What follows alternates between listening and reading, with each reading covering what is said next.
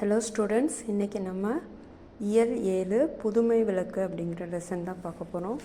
அதில் இருக்க book back question பார்க்க போகிறோம். ஃபஸ்ட்டு சரியான விடையை தேர்ந்தெடுத்து எழுதுக.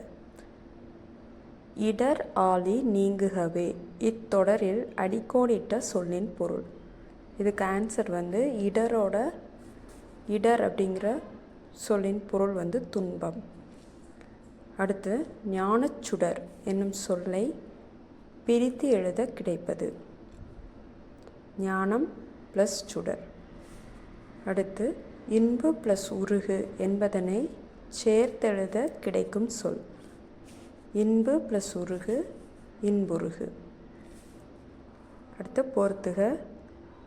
அன்பு தகழி, ஆர்வம் நெய், சிந்தை இடுதிரி, ஞானம் விளக்கு.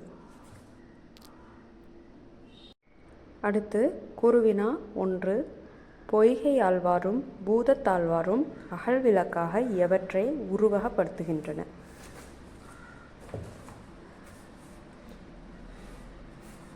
பொய்கை ஆழ்வார் பூமியை அகல் விளக்காகவும் பூதத்தாழ்வார் அன்பை அகல் விளக்காகவும் உருவகப்படுத்துகின்றனர்.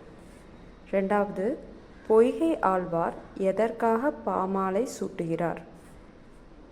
ஆன்சர், பொய்கை ஆழ்வார் தம்முடைய துன்பக்கடல் நீங்குவதற்காக பாமாலை சூட்டுகிறார். 3. அந்தாதி என்பது யாது? இது புக்கில் மார்க் பண்ணிக்கலாம். தெரிந்து கொள்வோம், தெரிந்து தெளிவோம் அப்படிங்கிறது கீழே ஃபஸ்ட்டு 2 லைன்ஸ் மார்க் பண்ணிக்கோங்க. ஒரு பாடலின் இறுதி எழுத்தோ அசையோ சொல்லோ அடுத்து வரும் பாடலுக்கு முதலாக அமைவதை அந்தாதி என்பர். இது எழுதிக்கோங்க. அந்தம், முடிவு, ஆதி, முதல். இதுவரை மார்க் பண்ணிக்கோங்க. இது குருவினா 3. அடுத்தது சிறுவினா. பூதத்தாழ்வார் ஞான விளக்கு ஏற்றும் முறையை விளக்குக. இதுவும் புக்கில் மார்க் பண்ணிக்கலாம். பேஜ் நம்பர் 129 பாடலின் பொருள் இருக்குது. அதில் அன்பையே அதிலிருந்து மார்க் பண்ணிக்கோங்க. அன்பையே அகல் விளக்காகவும் ஆர்வத்தையே நெய்யாகவும் இனிமையால் உருகும் மனத்தையே இடுகின்ற திரியாகவும் கொண்டு திருமாலுக்கு ஞான ஒளியாகிய சுடர் விளக்கை மனம் உருக ஏற்றினேன் அப்படின்னு இருக்கிறத ஏற்றினார் அப்படின்னு மாற்றிக்கோங்க. இது சிறுவினா 1 ஆன்சர் மார்க் பண்ணிக்கோங்க. அடுத்து சிறுவினா 2 உருவக அணி எவ்வாறு அமையும்? இது பேஜ் நம்பர் 128 உருவக அணி அப்படிங்கிற ஹெட்டிங் கீழே ஃபஸ்ட்டு பேராகிராஃப் ஃபுல்லாக மார்க் பண்ணிக்கோங்க.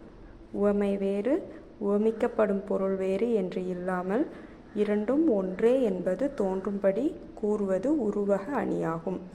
இதில் உவமிக்கப்படும் பொருள் முன்னும் உவமை பின்னுமாக அமையும். இதுவரை மார்க் பண்ணிக்கோங்க.